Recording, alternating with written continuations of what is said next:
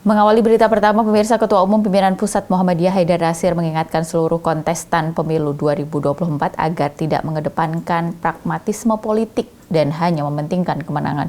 Menurutnya, proses pemilu yang serba pragmatis dan juga oportunistik bisa mengakibatkan pendangkalan politik. Oleh karena itu, seluruh pemangku kepentingan pemilu diharapkan menciptakan pemilu yang bermartabat sehingga bisa melahirkan sosok negarawan.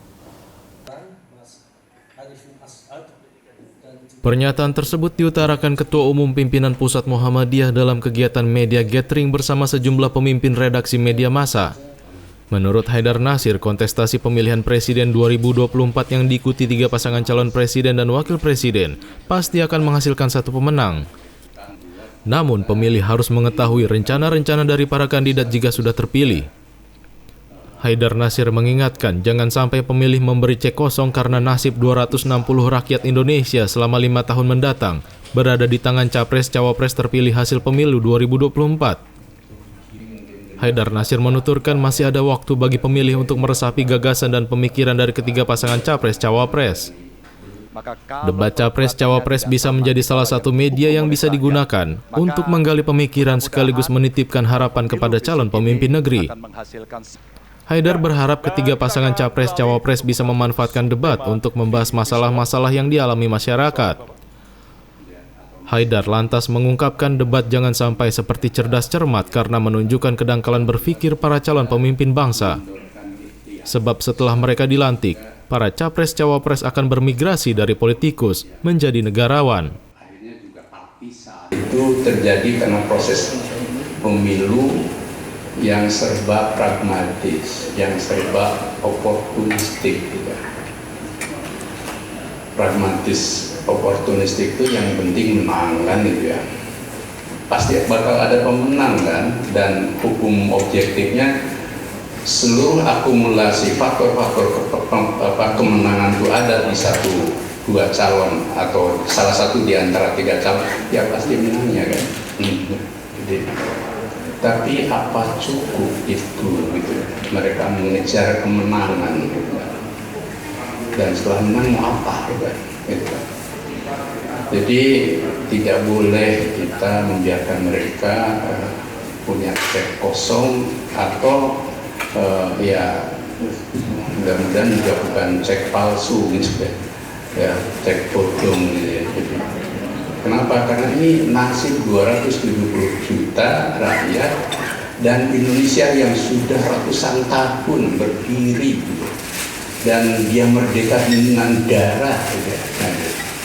Jadi yang mau kita ajak, nah mungkin kita bisa berbagi sehingga ada waktu buat para elit bangsa termasuk di legislatif.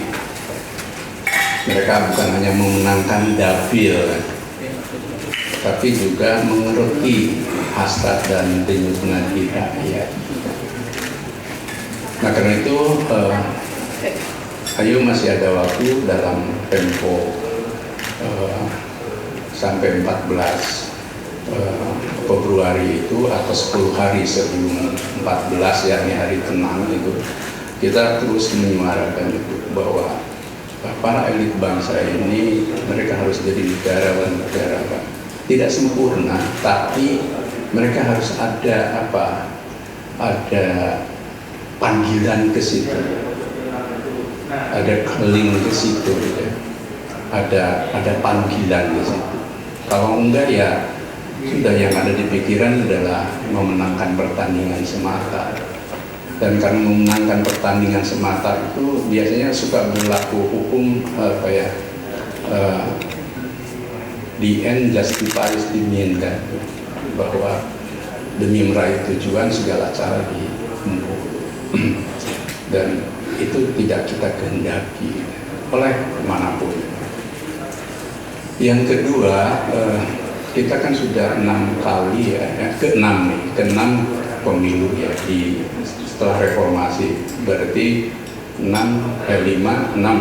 tambah zaman Orde Baru sama tahun 55 kan sudah cukup punya pengalaman panjang sebenarnya.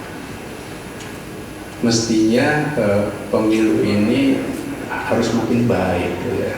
Bukan hanya lu berjurdil seperti yang selalu disuarakan oleh Muhammadiyah, tapi juga bermartabat, beretika, ya, dan menjaga marwah, ya, ke-Indonesiaan.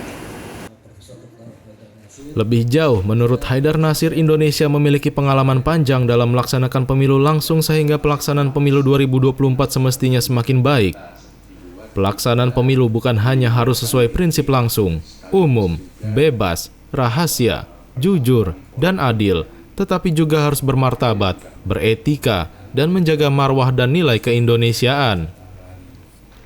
Kohar Arizki, Yunus Priyonggo memberitakan dari Jakarta.